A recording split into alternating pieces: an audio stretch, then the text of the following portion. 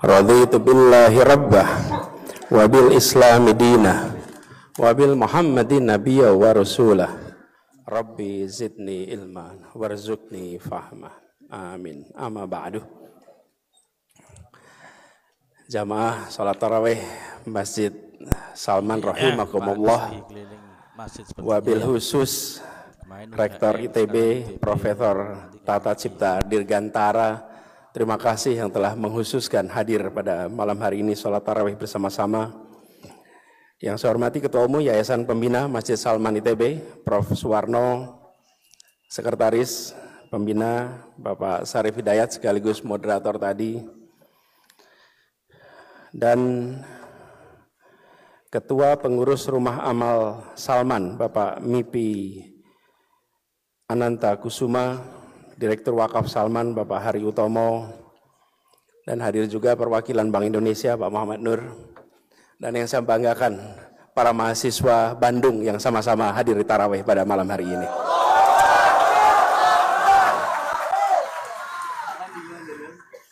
Alhamdulillah senang sekali bisa kembali ke Bandung, apalagi kembali ke Masjid Salman ini. Masjid perjuangan yang jejaknya dicatat dengan tinta emas dalam pergerakan kemahasiswaan, dan alumni-alumninya banyak mewarnai Indonesia hari ini. Insya Allah ke depan lebih banyak lagi alumni yang mewarnai dari Masjid Salman ini. Malam ini saya bersyukur bisa kembali ke Masjid Salman, dan tadi sudah sama-sama kita sholat tarawih. Nampaknya agak penuh ya malam ini. Dari luar sana agak panjang perjalanan tadi. Dan saya ini pertama kali Pak, kembali lagi setelah bertahun-tahun. Dulu saya sering datang ke sini ketika masih aktif di mahasiswa. Bersama teman-teman ITB waktu itu, suka ke sini. Tapi tidak ingat suasana di malam, karena kebanyakan kita di sini kalau siang. Malam hari ini datang, suasananya agak remang-remang di sini. Bukan karena efisiensi ya.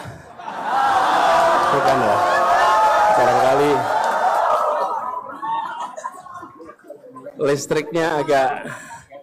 listrik di sana, saya perhatikan Pak, listrik di sana agak redup, tapi bagian imam terang benderang. Yang di sini tidak mengalami efisiensi, yang di sana mengalami efisiensi ya.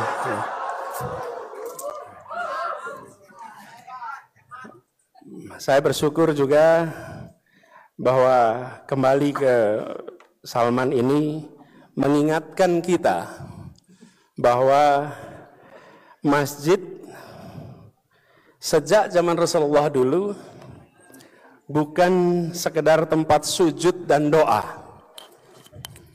Kalau ada yang mengatakan masjid sekedar tempat sujud dan doa, salah. Masjid ini adalah tempat tentang gagasan keadilan dibicarakan. Masjid ini tempat tentang pesan-pesan kehidupan yang berkeadilan itu diungkapkan. Masjid ini tempat mencerahkan. Masjid ini pusat peradaban. Karena itu banyak urusan-urusan dibahas di masjid. Dan alhamdulillah Masjid Salman meneruskan tradisi itu.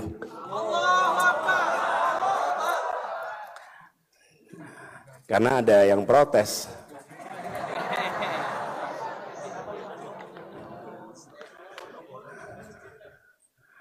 Tapi kita semua sadar bahwa masjid tidak sekedar tempat untuk ibadah mahdhah. Dan kita juga melihat terjadi perubahan zaman. Di masjid ini kita membaca tanda-tanda perubahan zaman itu. Dan harus selalu antisipatif dalam baca perubahan zaman. Berapa waktu yang lalu Pak Rektor, saya sempat bertemu dengan alumni ITB, tapi pada waktu itu era kampanye Pak. Jadi tidak di dalam kampus. Pada waktu itu saya cerita, dulu saya kalau datang ke kampus ITB selalu terima tulisan selamat datang putra-putri terbaik. Alhamdulillah sekarang sudah ditambah. Selamat datang putra-putri terbaik dan calon pemimpin masa depan. Cuman karena tambahannya sekarang antrinya masih panjang. Besok baru nanti. Nah, Malam ini saya dapat tugas untuk bicara tentang demokrasi berpikir kritis. Saudara-saudara sekalian, ketika Rasulullah Muhammad SAW memimpin di Madinah selama 10 tahun, itu tahun 622 sampai 632, 10 tahun. Pada masa itu adalah masa di mana surah, musyawarah, percakapan, kesetaraan itu hadir. Dan yang menarik, yang ini saya ingin bahas kemudian, ketika baginda Nabi besar Muhammad SAW wafat, diteruskan dengan 4 khalifah al-Rasyidin. Dalam periode 29 tahun, dari 632 sampai 661. Selama 29 tahun itu, ditambah 10 tahun, kita menyaksikan sebuah jalannya tata pemerintahan yang berbeda dengan dimanapun di muka bumi pada zaman itu. Pada zaman itu, pergantian kekuasaan ditandai dengan pertempuran. Pergantian kekuasaan ditandai dengan kemenangan, dengan kekerasan. Dan di masa 39 tahun itu, proses pemerintahan dijalankan dengan kedamaian, dengan institusi, dengan pelembagaan musyawarah. Bahkan penentuan kepemimpinan pun berdasarkan proses musyawarah. Keempat khalifah tadi dipilih menggunakan musyawarah. Cari di masa itu di seluruh muka bumi mana yang pernah mengadakan proses musyawarah seperti itu kecuali di Madinah. Hari ini kita memberikan label, pada masa itu belum ada terminologinya. Itu sebuah proses yang hari ini disebut sebagai demokratis. Itu sebuah proses di mana ada kepastian hukum, ada ketetapan hukum, di mana khalifah pun bisa berdiri di depan hakim, dan hakim pun banyak kisahnya menyatakan khalifah salah ketika dituntut oleh rakyat. Itu adalah periode di mana ada demokrasi, yang hari ini kita sebut istilahnya demokrasi. Di masa itu, pergantian kekuasaan dengan kekuatan fisik, dengan kekuatan senjata. Di masa itu, 39 tahun disebut sebagai masa keemasan. Dan pada waktu itu praktek demokrasi dikerjakan. Sayangnya tidak berkelanjutan. Sesudah itu, sistem lebih tradisional kembali. Yang satu dengan prinsip menggunakan rujukan Bani Hashim, yang satu dengan prinsip keturunan Rasul. Satu kita sebut Sunni, satu kita sebut Syiah. Ini adalah sebuah contoh bagaimana demokrasi pernah hidup dan dijadikan rujukan. Sehingga bagi umat Islam sebenarnya menjalankan proses demokrasi itu bukan hal yang baru. Justru umat Islam yang mempraktekkan pertama dan menunjukkan pada dunia bahwa demokrasi bisa dijalankan dan demokrasi berdampak pada kesejahteraan. Periodenya 39 tahun itu. Nah, sekarang di Indonesia kita sedang menjalani proses demokrasi. Tentu sejak tahun 661 sampai sekarang sudah ada perjalanan amat panjang. Banyak modifikasi, banyak hal-hal yang baru, banyak komplikasi. Bahkan kalau kita lihat jumlah penduduknya pun hari ini sudah makin besar, sistem demokrasi pun mengalami banyak sekali pertumbuhan. Tapi harus kita ingat bahwa demokrasi ini bukan sekedar soal sistem pemerintahan, tapi demokrasi ini soal ekosistem, di mana salah satu kunci adalah masyarakat. masyarakat yang terdidik, masyarakat yang tercerahkan, masyarakat yang peduli. Tapi jika masyarakatnya apatis, masyarakatnya terjebak dalam fanatisme, enggan berpikir kritis, maka ekosistemnya bisa sakit, demokrasinya bisa layu. Ada seorang yang pemikir terkenal namanya Alexis Tocqueville pernah mengatakan bahwa demokrasi itu sering tidak hancur dari serangan luar, tapi demokrasi itu malah hancur dari kerusakan sendiri ketika kita semua tidak peduli terhadap kebebasan dan keadilan. Hari ini rasanya kita peduli, tapi belum tentu kepedulian kita direspon. Seringan itu yang jadi masalah. Karena itu kita semua harus lebih sering untuk terlibat. Di kampus saya sering berdiskusi dengan teman-teman mahasiswa dan banyak sering menemukan statement, "Pak, saya tidak peduli dengan politik.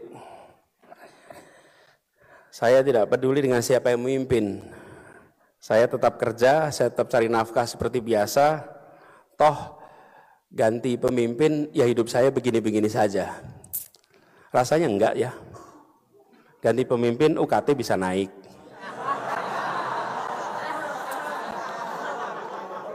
Ganti pemimpin banyak.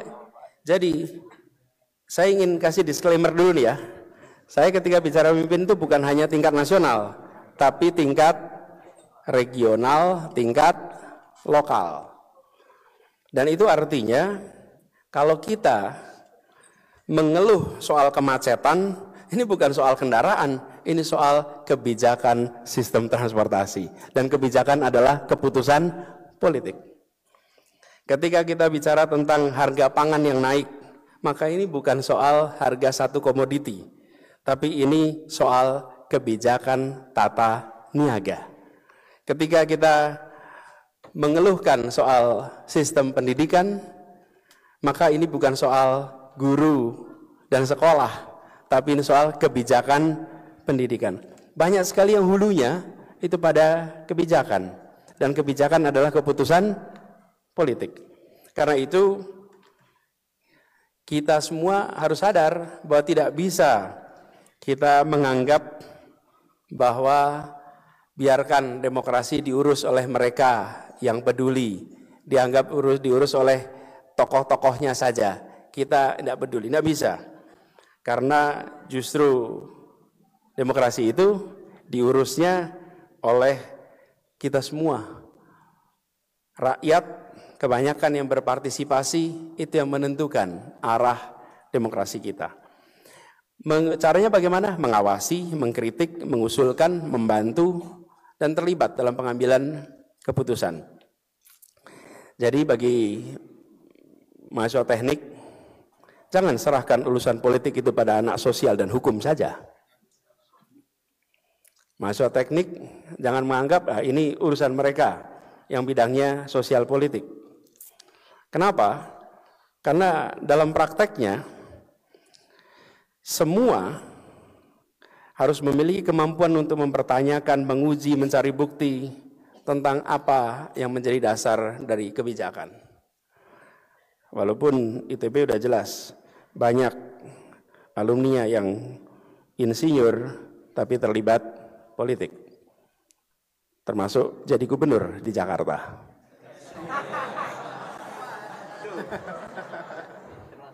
Ada yang mau hijrah nggak jadi soalnya.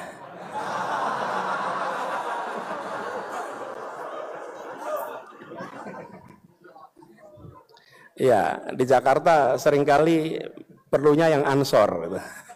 Kalau muhajirin belum tentu diterima di sana.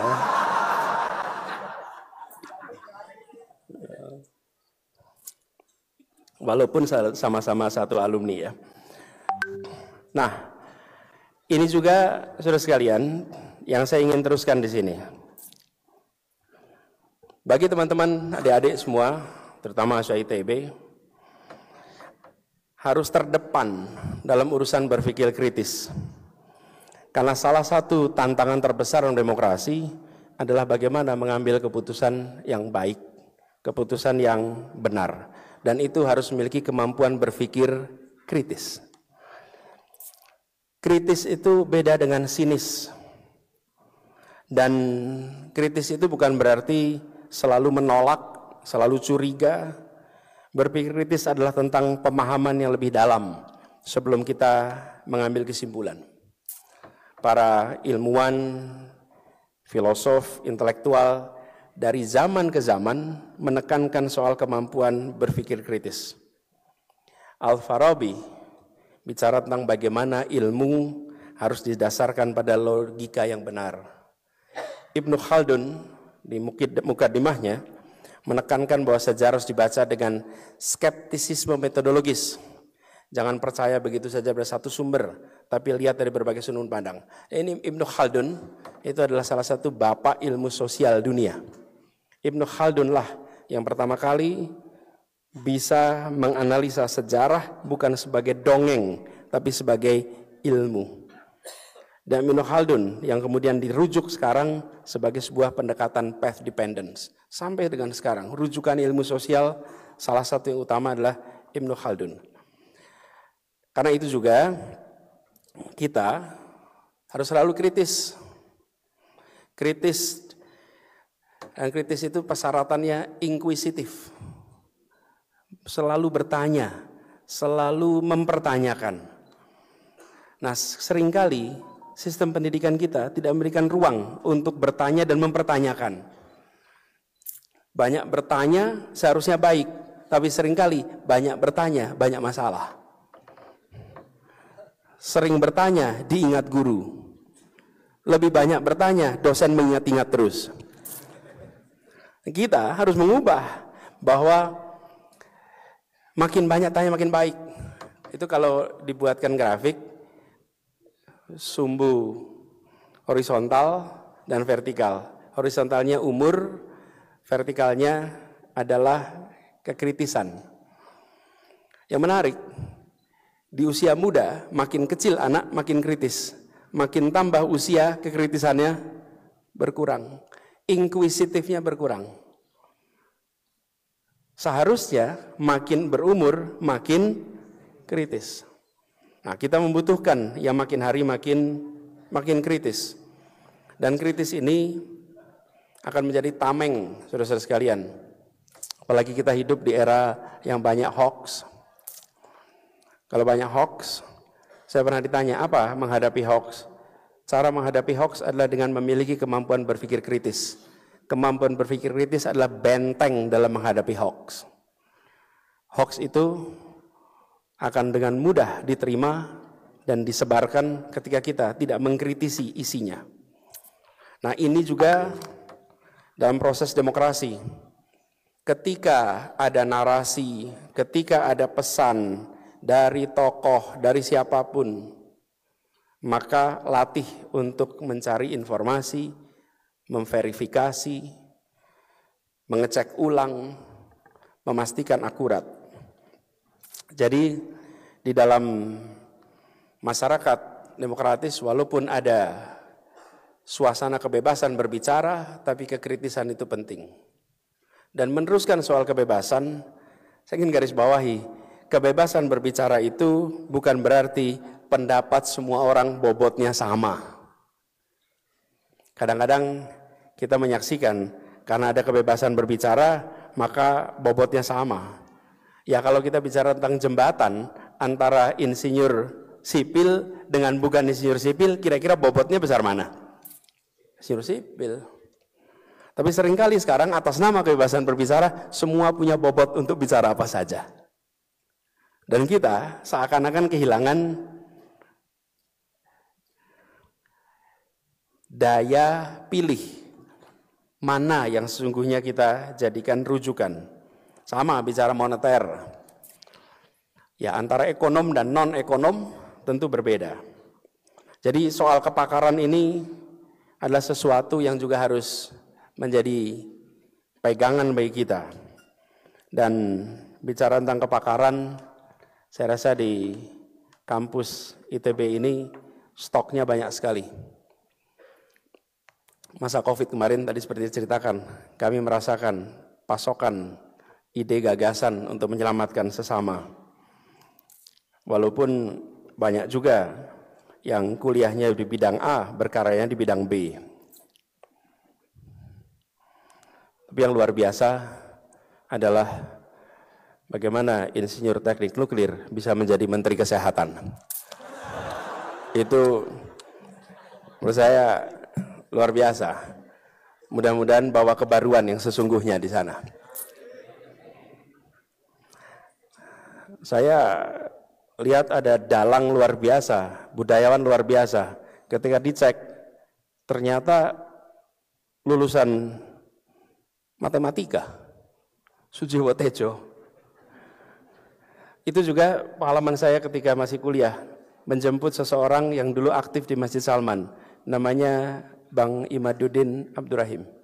Saya selalu ceritakan ini berkali-kali. Saya itu taunya Bang Imad dari buku kuliah Tauhid. Jadi membayangkannya Bang Imad itu seorang ulama. Ternyata ketika baca riwayatnya insinyur elektro. Jadi pas beliau memberikan ceramah di Jogja, kira-kira kayak ginilah ceramahnya. Saya bagian tugas menjemput. Sebagai struktur kepanitiaan bukan yang penting. Yang penting itu ketua panitia Ramadan. Itu tenar, terkenal, dan yang menonjol. Saya bagian seksi transportasi. Tapi seksi transportasi yang ngobrol paling banyak sama penceramah.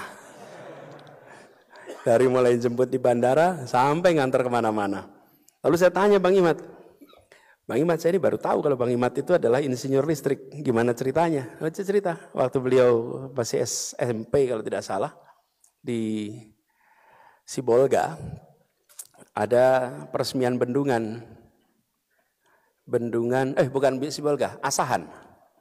Di Asahan, bendungan Asahan.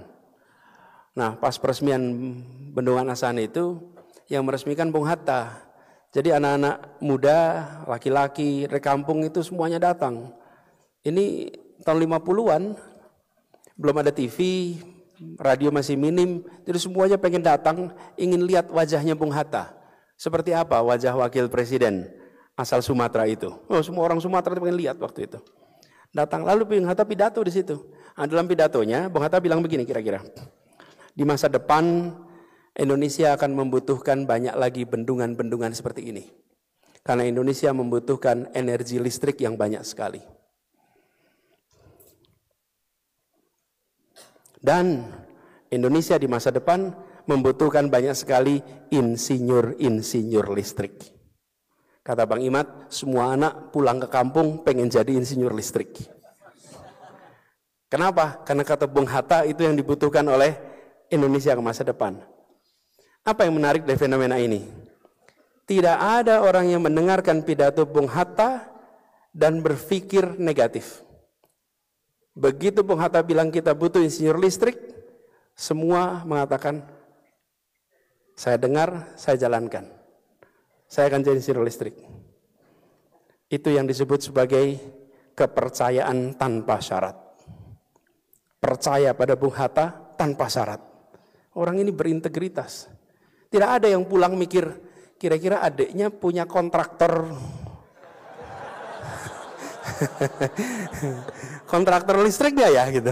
Adiknya mungkin kontraktor untuk pengembangan waduk gak ya gitu. Nggak ada. Apa martabak? Enggak lah martabak. Jauh itu sih. Ya. Jadi tidak ada yang terpikir bahwa Bung Hatta itu sedang membawa kepentingan pribadi. Tidak ada.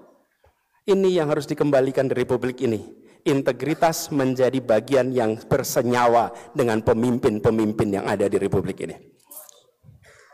Sehingga ada kepercayaan. Karena kalau ada kepercayaan itu orang mengikuti. Jadi Bang Imad berangkatlah ke Jakarta, berangkat ke Bandung, ingin jadi insinyur listrik. Karena alasannya sederhana, ikut Bung Hatta. Sudah sampai di sini kuliah ternyata kurang cocok. Nah, itu soal lain. Tapi kan beliau terinspirasi dan tidak tahu itu berapa banyak itu yang terinspirasi. Sama, saya pernah ketemu Pak Habibie. Saya tanya Pak Habibie kenapa belajarnya aeronautics? Waktu itu saya SMA kelas 3 dapat kesempatan wawancara. Saya wawancara Pak Habibie. Dan Pak Habibie bilang, sebelum kami berangkat ke Jerman, kami dikumpulkan di Bogor. Di Bogor itu Bung Karno pidato di depan anak-anak yang mau berangkat. Kalian semua harus menjaga persatuan Republik ini. Tanah dan air kita, rakyatnya harus dijaga persatuannya. Dengan cara apa? Kalian belajar ilmu transportasi udara dan transportasi laut. Karena itulah yang akan menjahit rasa persatuan di rakyat Indonesia. Dan semua belajar itu. Kenapa? Karena itulah yang dikatakan pemimpin. Ini contoh pemimpinnya visioner. Punya gagasan.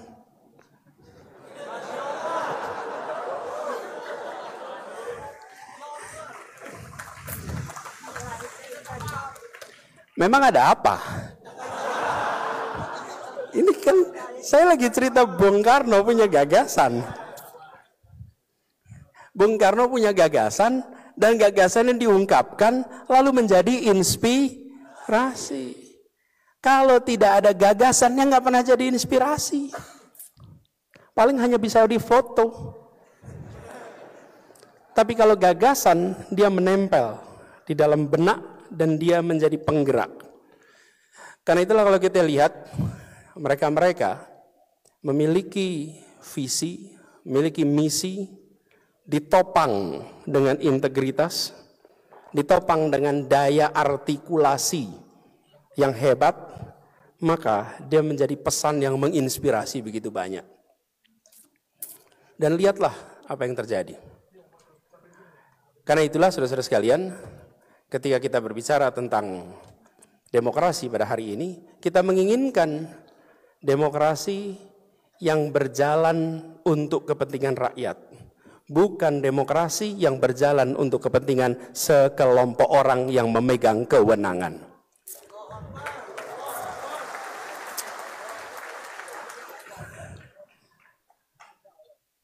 Pemegang kekuasaanlah rakyat. Pemegang kewenangan adalah yang dipilih oleh rakyat. Jadi jangan pernah merasa saya sedang berkuasa, bukan. Saya sedang berwenang, bukan sedang berkuasa. Dan rakyat adalah penguasa yang sesungguhnya. Ini yang harus kita sadari sama-sama. Dan di dalam proses demokrasi ini, maka pemegang kekuasaan, rakyat, harus berani mengkoreksi, harus berani mengatakan kepada pemegang kewenangan, Anda kami pilih, Anda kami berikan kewenangan, maka Anda harus bekerja untuk kepentingan rakyat. Dan kalau tidak bekerja untuk kepentingan rakyat, maka pemegang kekuasaan harus menggugat. Nah, biasanya yang berani menggugat adalah mereka yang berada di luar kewenangan. Karena kalau sudah di dalam kewenangan, biasanya sulit. Karena itulah saudara sekalian, dalam konteks demokrasi sekarang kita harus kritis. Kritis mempertanyakan. Dan negara harus terbuka. Tidak boleh negara tertutup menghadapi kritik, menghadapi komentar. Saya pernah bertugas di pemerintahan. Waktu kami bertugas, yang disebut sebagai kritik itu banyak sekali. Apalagi kalau Jakarta lagi hujan. Ramainya luar biasa. Tapi sikap kita harus adalah terbuka dan menjawab. Kenapa? Terus sekalian. Ini bagian dari usaha mencerdaskan kehidupan bangsa. Ketika kebijakan dikritik, maka dijawab. Dikritik lagi, dijawab. Dikritik lagi, dijawab. Apa yang terjadi? Semua yang menyaksikan perdebatan itu antara kritik dan jawaban, mereka akan mendapatkan pencerahan dari percakapan antara kritik dan jawaban dari negara. Tapi kalau kritik dibungkam, rakyat tidak tercerahkan, kebijakan tidak terkoreksi, apalagi kalau kritik lalu kriminalisasi. Memang ada? Nggak ada. Ya, yang ada itu di Konoha sana. Nah, kalau di negeri kita ini semua kritik diterima dengan baik. Amin. Amin. Suasana pun terang benderang. Nah, nanti ada yang panas lagi di sana. Tapi ngomong soal panas ini, saya jadi ingat ada orang bijak yang pernah mengatakan begini. Ini soal ketersinggungan dan tidak tersinggung itu. Ada orang bijak pernah bilang begini. Air laut itu nyaman di kaki. Kalau kita berdiri tepi pantai terkena air laut, itu sejuk sekali, enak. Tapi kalau kaki kita luka, air laut itu perih sekali rasanya. Kalau terkena begitu, jangan salahkan air laut. Perbaikilah lukamu di kaki itu. Jadi kalau ada yang merasa tersinggung, maka sesungguhnya kakinya sedang luka. Obati kaki itu. Jangan salahkan air laut, kata orang bijak. Dan mudah-mudahan kita semua bijak.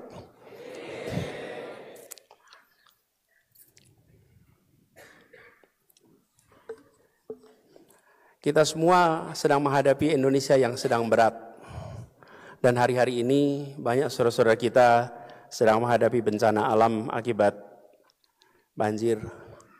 Kita doakan mereka diberikan kekuatan, ketabahan, dan segera bisa bangkit kembali setelah mengalami bencana musibah banjir. Banyak di Jawa Barat, di Jakarta, Banten, dan sekitarnya yang hari-hari mengalami banjir, longsor, dan lain-lain. Tapi juga kita sedang mengalami kesulitan ekonomi yang luar biasa. Kondisi perekonomian kita sedang melemah. Dalam situasi seperti itu, saudara sekalian, kita tidak boleh terjebak dalam pesimisme. Kita harus selalu menjaga optimisme itu. Bangsa Indonesia sudah mengalami suasana naik turun, dan kita selalu bisa melewati berbagai macam tantangan. Karena itu, jangan kita terbawa dengan pesimisme. Kita harus dorong optimisme itu. Bahwa yang dikerjakan pemerintah disetujui apa tidak, itu soal kebijakan. Tapi bangsa ini tidak boleh terjebak dalam pesimisme. Kita harus terus menghidupkan optimisme, karena optimisme itu adalah akar kekuatan bangsa Indonesia. Dan kita percaya bahwa kita akan selalu bisa melewati semua tantangan itu.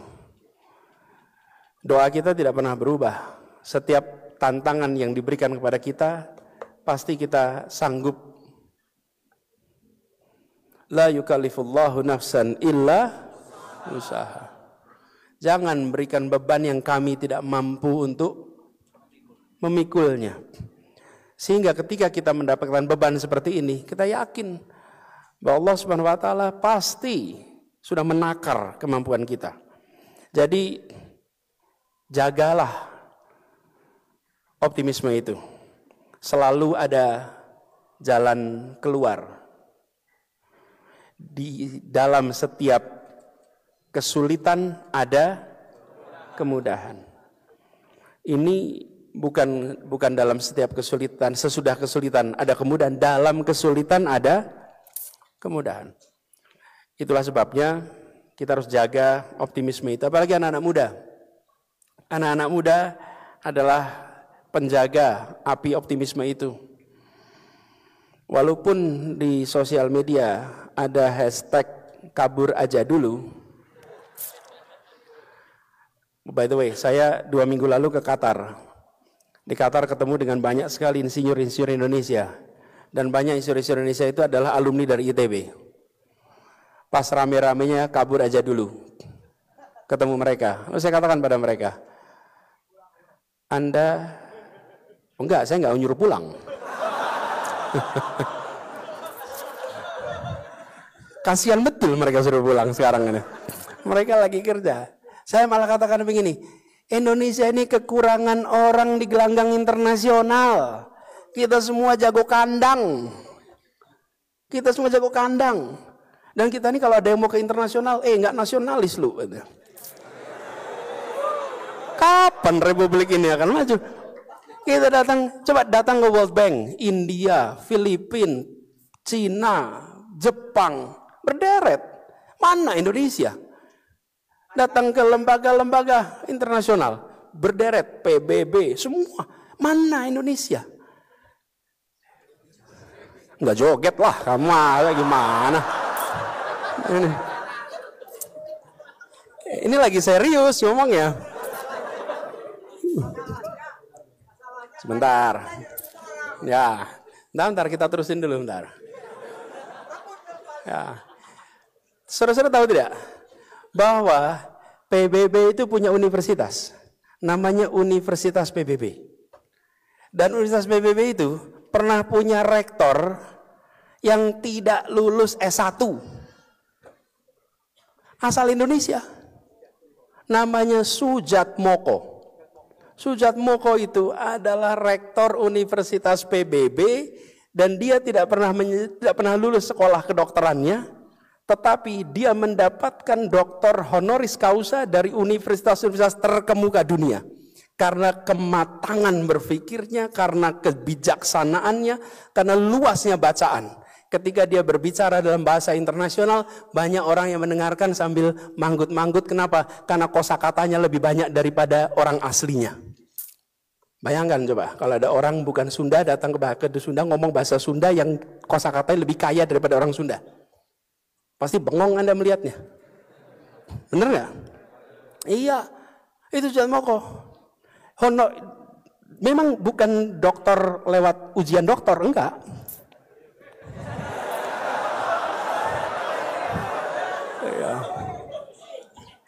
Dia memang nggak ikut program dokter, tapi dia mendapatkan dokter honoris causa. Ada yang dokter humoris causa. Kalau ini honoris causa beneran. Dan dia menjadi rektor Universitas PBB. Jadi saudara sekalian, ini adalah contoh. Ada era di mana pribadi-pribadi. Jadi saya ketika ketemu para teman-teman insinyur di Qatar, saya sampaikan kepada mereka, saudara tidak berada di Indonesia, bukan pergi meninggalkan Indonesia, tapi berangkat membawa nama baik Indonesia ke gelanggang internasional.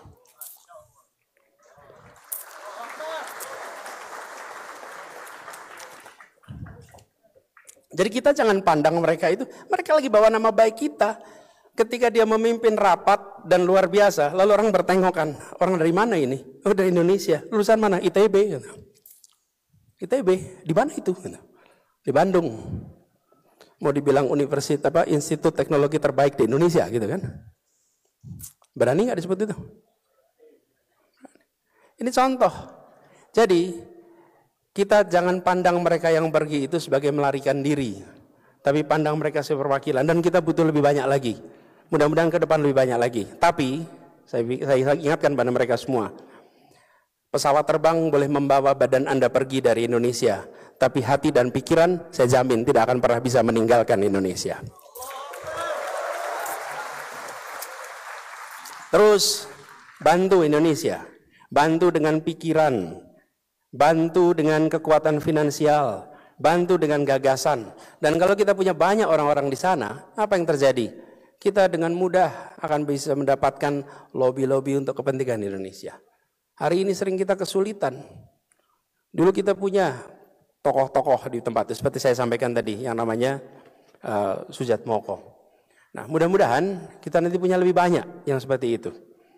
Sehingga kita bukan hanya tuan rumah di negeri sendiri, tapi bisa menjadi tamu memesona di negeri orang.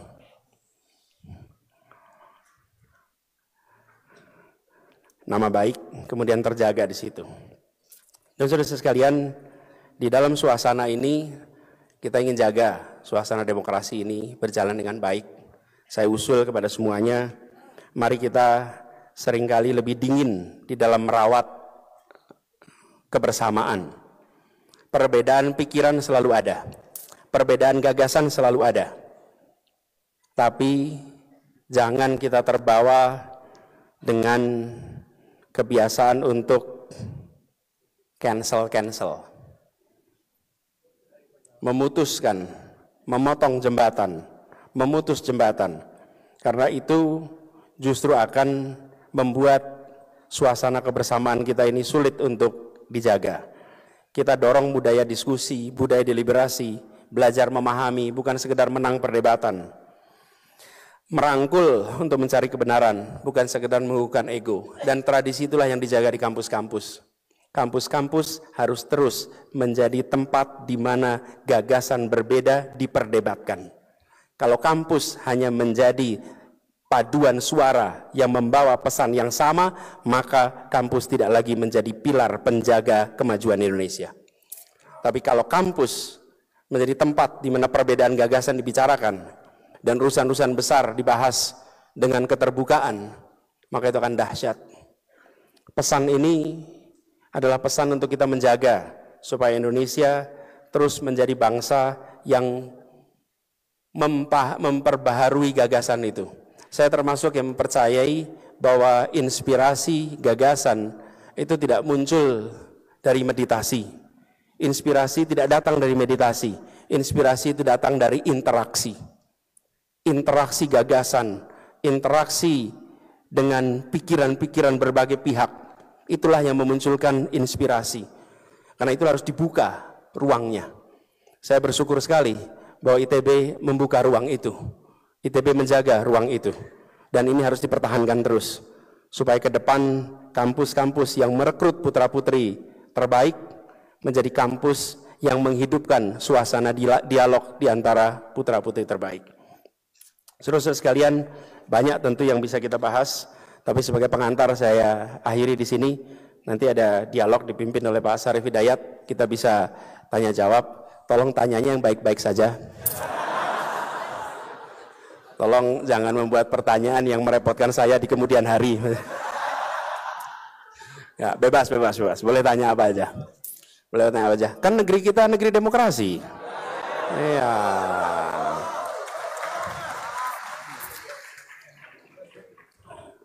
Oke, barangkali saya akhiri di sini. Silakan Pak Moderator, monggo. Baik, saudara sekalian, sebenarnya waktu terus merangkak malam, tetapi saya kira masih ada waktu. Sebentar, jangan ngacung dulu.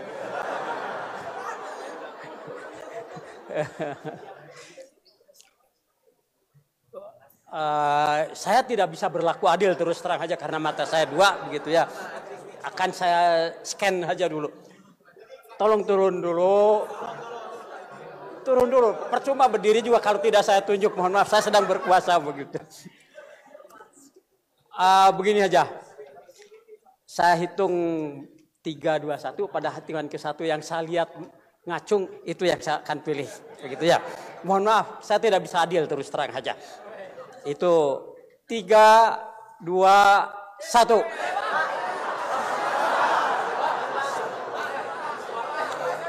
Satu yang terus tadi. Kedua yang tangannya dua naik itulah. Ya. Satu saudara. Sudah diwakili. Karena sampai jam 3 subuh pun juga akan ada pertanyaan terus begitu ya. Saya cukupkan dulu. Satu ini sebutkan namanya. Tolong panitia untuk memberikan mic-nya agar bisa didengar.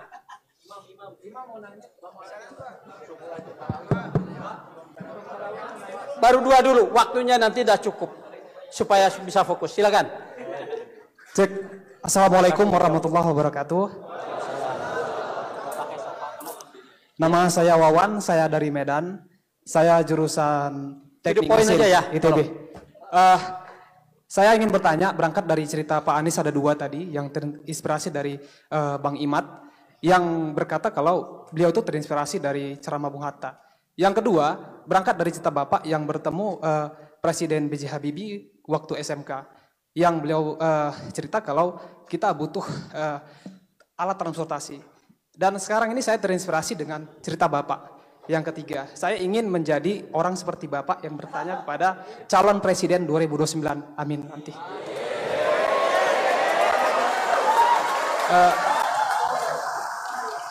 Sebenarnya Pak, apa sih visi Bapak selain yang umum perubahan, yaitu yang spesifik terhadap nantinya 10 atau 20 tahun ke depan itu yang berkaitan dengan teknologi. Ya kita tahu kalau negara-negara maju seperti Amerika dan yang lainnya, Eropa dan yang Asia, Jepang, Cina itu mereka itu maju gara-gara teknologi. Lalu ini serupa pertanyaan saya juga, apakah di visi misi Bapak 10-20 tahun terakhir itu akan ada melibatkan insinyur-insinyur dari ITB khususnya yang berlatar belakang engineering, lalu spesifiknya yaitu bagaimana kami akan mempersiapkannya nanti gitu. Apakah kami mungkin sebagian besar akan berdiaspora di luar negeri? Pilih kata bijak. Salah nanti. Tapi saya ingin katakan, Anda boleh bandingkan di dalam dokumen statement mission, kata teknologi itu diucapkan 38 kali dalam dokumen kita. Kita menekankan pentingnya soal teknologi sebagai enabler, sebagai akselerator di berbagai bidang. Dan selalu pesannya adalah teknologi itu jadi equalizer untuk Indonesia. Jadi pembuat penyetaraan, jangan teknologi justru meningkatkan ketimpangan. Teknologi hadir untuk mensetarakan. Yang tertinggal bisa setara, yang terbelakang bisa sama-sama maju. Jadi misi kita ketika bicara tentang itu bagaimana caranya benar. Dan kita tidak berbicara tentang menerapkan teknologi. Enggak, tapi kita berbicara tentang menyelesaikan masalah menggunakan teknologi. Sehingga bukan semata-mata menerapkan, tapi menyelesaikan masalah. Kadang-kadang kita sudah belajar ilmunya, karena kita belajar ilmunya, kita ingin terapkan ilmu kita. Jangan, kita lihat masalah di Indonesia apa, lalu kita gunakan ilmu yang kita miliki untuk menyelesaikan masalah yang kita hadapi. Itu misinya, itu gagasannya. Semoga Bung Wawan setuju. Yang kedua, Bilal. Bilal, apa yang Anda katakan tadi itu benar. Indonesia sedang membutuhkan lebih banyak orang-orang yang amanah. Kita lebih banyak orang-orang amanah. Itu betul sekali, kita lagi butuh itu.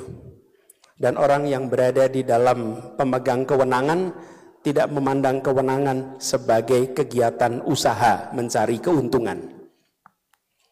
Kalau jadi wali kota, ini bukan menjadi tempat mencari keuntungan sebagai wali kota. Jadi gubernur gitu, apalagi presiden. Di semua tempat. Seringkali sekarang ini memegang kewenangan dijadikan sebagai kesempatan untuk meningkatkan kemakmuran. Karena itu, kalau terjadi demosi, diganti, dianggap malapetaka. Kalau tidak menganggap pekerjaan di pemerintahan itu sebagai cara untuk meningkatkan kekayaan, maka terjadi rotasi, rileks saja. Tapi kalau itu dianggap sebagai cara meningkatkan kekayaan, itu masalah. Ini yang harus dikembalikan. Yang tadi saya katakan tadi, kita perlu kembalikan orang-orang berintegritas, orang-orang terpercaya, orang-orang yang dipercaya. Kalau boleh saya sampaikan persamaan orang amanah. Kenapa kita butuh orang amanah? Amanah itu dibuat persamaannya bisa. Amanah ini kepercayaan. Kepercayaan bahasa Inggrisnya trust. Kepercayaan ya, bukan faith ya. Kalau faith itu keyakinan, ini kepercayaan. Trust sama dengan C plus I1 plus I2 minus SI. Itu rumusnya. Boleh diingat-ingat. Tapi nggak keluar di ujian. T, trust. C, apa C itu kira-kira?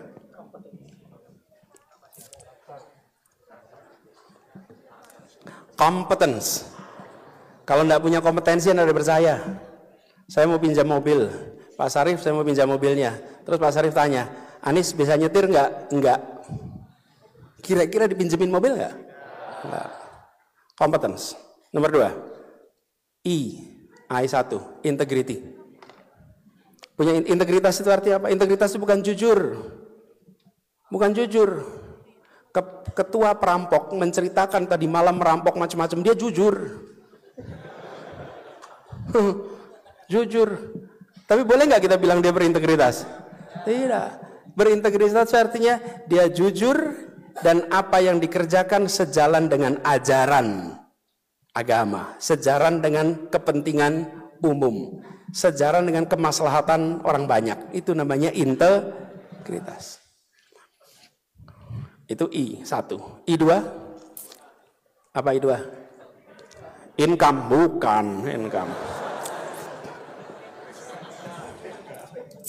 Intimacy. Kedekatan. Dekat. Kedekatan.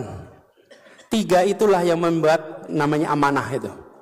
Jadi kalau lihat orang seperti Bung Hatta, Bung Karno, Anda akan melihat kompetensinya ada. Betul tidak? Integritasnya ada. Intimacy ada, dekat sama rakyat. Nah, pengurangnya ada satu nih. Apa pengurangnya nih? Self interest, kepentingan pribadi. Hari ini Bung Bilal yang kegedean itu namanya SI. SI-nya kegedean. Karena itu skor trustnya rendah. Kompetensinya tinggi. Tadi Anda sebutkan kompetensi tinggi. Integritasnya rendah. Kedekatannya belum tentu. Mungkin kedekatannya artifisial. Self interestnya tinggi. Nah sudah, nilai kepercayaan rendah. Jangan sebut angka itu lagi.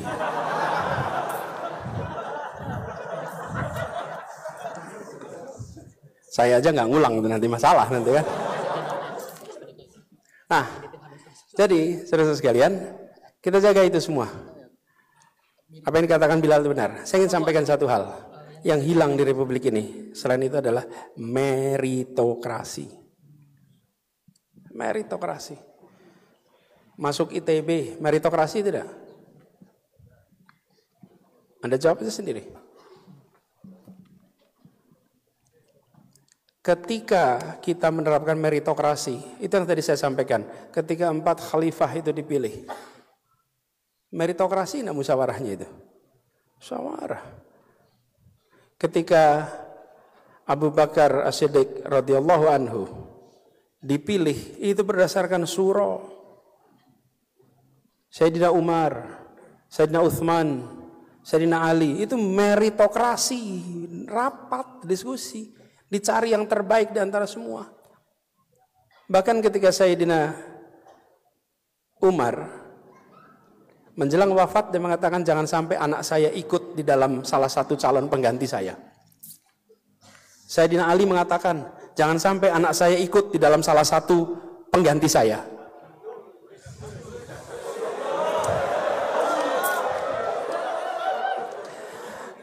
Waktu itu belum ada MK.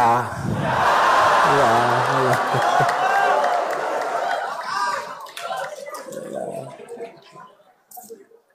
Untung belum ada MK. Waktu itu dikatakan jangan sampai anak saya menjadi salah satu. Jangan. Anda pilih semuanya, meritokrasi. Itulah sebabnya kenapa kita harus jaga. Tapi juga jangan kalau ada yang berprestasi hanya karena dia anaknya lalu dihambat. Kalau dia berprestasi hanya karena dia keponakannya dihambat, jangan juga. Kalau meritokrasi artinya tidak dipandang. Walaupun dia anak, walaupun dia keponakan, kalau baik adalah baik, kalau tidak adalah tidak. Saya pernah dengar cerita rekrutmen di sebuah kementerian luar negeri. Ada salah satu anak pejabat tingginya mendaftar. Salah satu pejabat paling tinggi di kementerian itu. Di kementerian luar negeri. Mendaftar menjadi diplomat, dan anaknya karena ayahnya adalah diplomat karir, anaknya bisa lebih dari 2 bahasa, daftar dan tidak lolos. Dan ketika tidak lolos, semuanya bangga, bukan bangga karena dia nggak lolos, bangga karena ada sistem meritokrasi. Dia ujian lagi tahun berikutnya, ujian lagi waktu berikutnya. Itu menunjukkan bahwa nggak ada hengki-pengki. Republik ini akan maju kalau ada itu. Meritokrasi. Tadi saya katakan, untuk masyarakat kebebasan berbicara, kesetaraan diperlukan, untuk pengelolaan diperlukan meritokrasi. Karena meritokrasi itulah yang buat kita jadi percaya. Ada kompetensi, ada integritas, ada kedekatan. Zahwa. Pertanyaan Zahwa ini, bagaimana Pak menghadapi situasi yang banyak ketidakjujuran, apalagi kalau masuk dalam sistem. Dan di situ kita akan sering menghadapi masalah. Apa ya kita mau di luar sistem semua?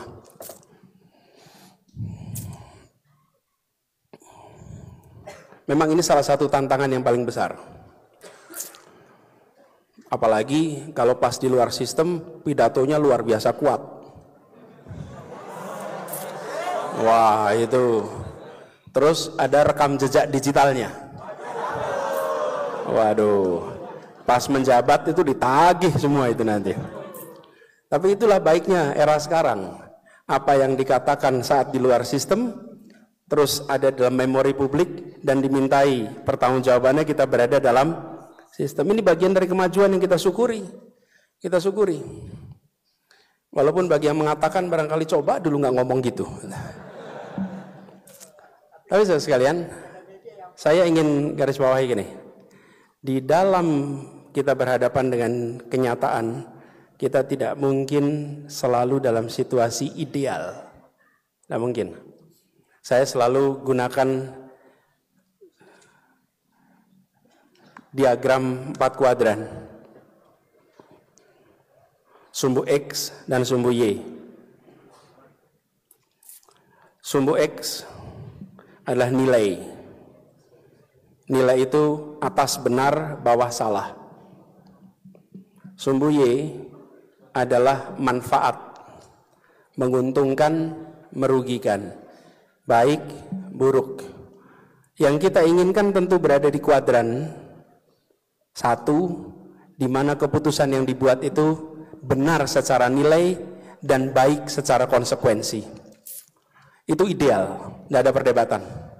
Tapi seringkali dalam kenyataan kita berhadapan dengan situasi harus mengambil keputusan dalam sistem benar tapi tidak baik, benar tapi konsekuensinya buruk. Atau kita sering harus mengambil keputusan salah secara nilai, secara aturan, tapi baik secara konsekuensi. Nah, di sini ruang kebijaksanaan. Yang harus kita hindari adalah kuadran yang keempat, yaitu tidak benar dan tidak baik. Jadi, Zahwa, kalau Anda memasuki sistem, maka tempatkan dalam pikiran Anda kuadran itu. Setiap Anda berhadapan dengan dilema, maka Anda lihat, saya berada di kuadran mana ini. Dan kalau saya harus ambil keputusan, maka saya ambil keputusan yang saya harus bisa jelaskan. Kadang-kadang kita harus mengambil keputusan tidak benar tapi baik. Kadang-kadang harus keputusan baik, maaf, tidak baik tapi benar. Yang benar dan baik di situ nggak ada perdebatan. Itu salah satu contoh ketika kita berada di dilema. Nah, kalau kita punya framework itu, maka masuk dalam sistem, teman-teman akan bisa melihat dengan lebih tenang. Tapi kita membutuhkan lebih banyak lagi orang-orang yang mau berada dalam sistem. Ketika saya masuk ke Jakarta, salah satu kepala dinas di Jakarta, orangnya sangat cerdas dan selalu bisa menjelaskan tentang persoalan-persoalan infrastruktur dengan baik. Transportasi, jalan, air, semua kebijakan infrastruktur. Kemudian saya cek siapa ini, ternyata insinyur dari ITB, lulusan teknik sipil, namanya Yusmada Faisal, insinyur ITB. Dia misi masuk dalam sistem. Saya tidak mengira ITB jadi PNS, karena biasanya nggak banyak, tapi yang masuk. Nah, di sini teman-teman dia menjalani proses struktur itu sampai menjadi pengambil keputusan. Dan ketika mengambil keputusan, dia mengelola anggaran hampir 4 triliun rupiah. Lebih banyak daripada anggaran-anggaran kementerian.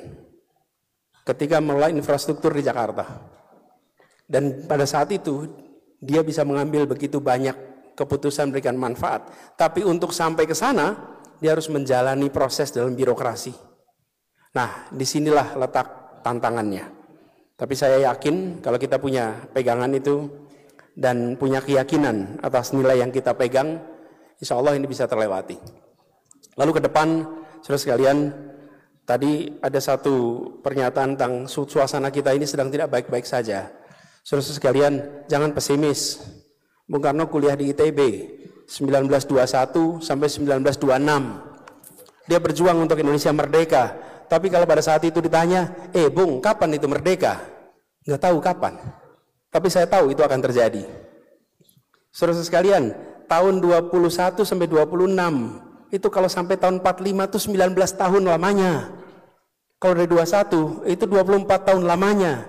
Sebagian dari kita umurnya baru sekitar itu. Jadi kalau kita dilahirkan pada masa itu, belum merdeka hari ini. Tapi bagi yang menjalani itu panjang. Tapi dia tidak terjebak dalam pesimisme.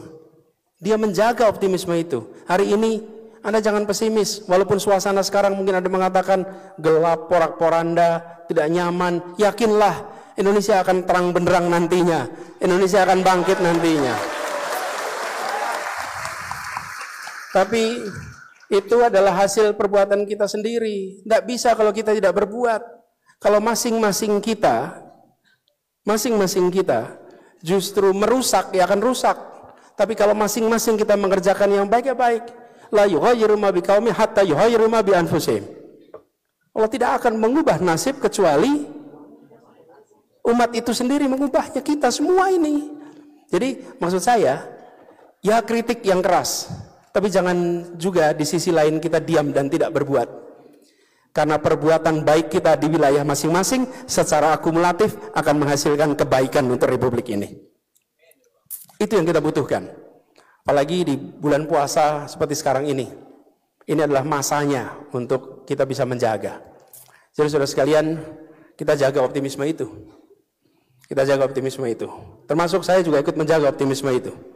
Kita yakin bahwa mudah-mudahan demokrasi kita akan bisa lebih baik ke depan. Dan kalau demokrasi lebih baik artinya apa? Kalau Anda ketemu pemimpin yang baik, maka pilih lagi.